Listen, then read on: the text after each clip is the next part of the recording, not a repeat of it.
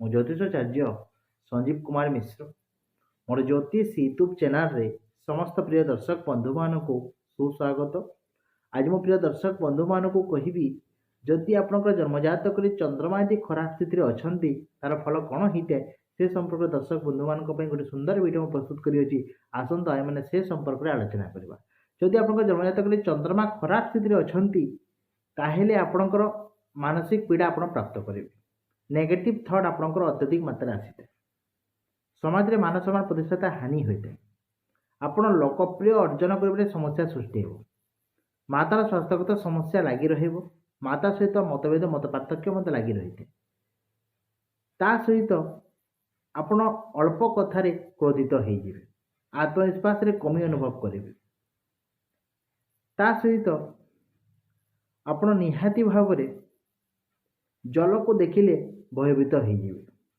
ଆପଣଙ୍କର ଚକ୍ଷୁଜନିତ ସମସ୍ୟା, ବେକଜନିତ ସମସ୍ୟା, ଆଣ୍ଠୁଗଣ୍ଠି ଜନିତ ସମସ୍ୟା, ମୁଣ୍ଡ ଜନିତ ସମସ୍ୟା, ଉଚ୍ଚ ରକ୍ତଚାପ ଜନିତ ସମସ୍ୟା, ତା ସହିତ ଆପଣଙ୍କର ଏସିଡିଟି ଜନିତ ସମସ୍ୟା, ପାକସ୍ଥଳୀ ଜନିତ ସମସ୍ୟା ଏବଂ ଫୁସ୍ଫୁସ୍ ଜନିତ ସମସ୍ୟା ମଧ୍ୟ ଦେଖା ଦେଇଥାଏ ଏବଂ ଗର୍ଭାଶୟ ଜନିତ ମଧ୍ୟ ସମସ୍ୟା ଦେଖା ଦେଇଥାଏ ଯଦି ଚନ୍ଦ୍ରମା ଏଠି ଖରାପ ସ୍ଥିତିରେ ଅଛନ୍ତି।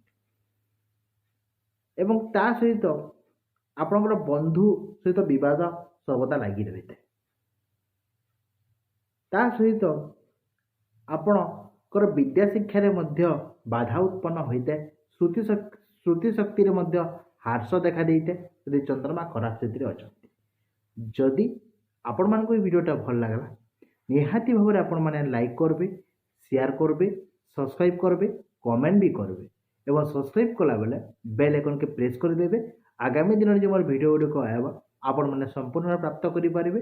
ଏନ୍ତା ନୂଆ ନୂଆ ଭିଡ଼ିଓ ଦେଖବାର୍ ଲାଗି ସବୁବେଳେ আমার ୟୁଟ୍ୟୁବ୍ ଚ୍ୟାନେଲ୍କେ ସବସ୍କ୍ରାଇବ୍ କରୁନ୍। ଏତ୍କି ମୁଇଁ ବ୍ୟକ୍ତିବିଶେଷମାନଙ୍କୁ ଅନୁରୋଧ କରୁଛେ। ଯଦି ଆପଣଙ୍କର କିଛି ସମସ୍ୟା ଅଛି, ସମସ୍ୟାର ଯଦି ସମାଧାନ ସୂତ୍ର ପାଇବାର୍ ଲାଗି ଚାହୁଁଛନ୍ ତାହେଲେ 7750995617 ନମ୍ବରରେ ମୋତେ ଯୋଗାଯୋଗ କରିପାରିବେ। ନମସ୍କାର ବନ୍ଧୁଗଣ, ଆଜି ପାଇଁ ଏତିକି।